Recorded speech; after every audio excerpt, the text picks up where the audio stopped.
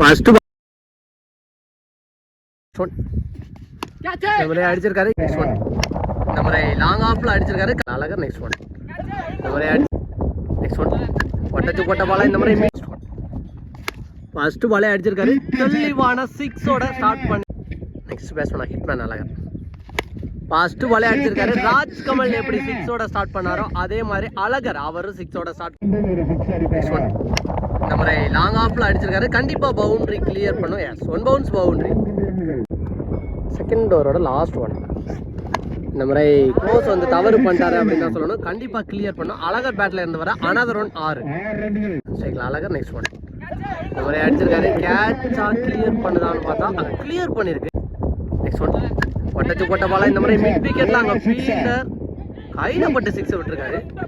Luckily இங்கே chance கொடுக்குறாங்க அப்படின்னு தான் சொல்லணும். நல்லா அடிக்கிறக்க பேட்ஸ்மேன் அழகருக்கு.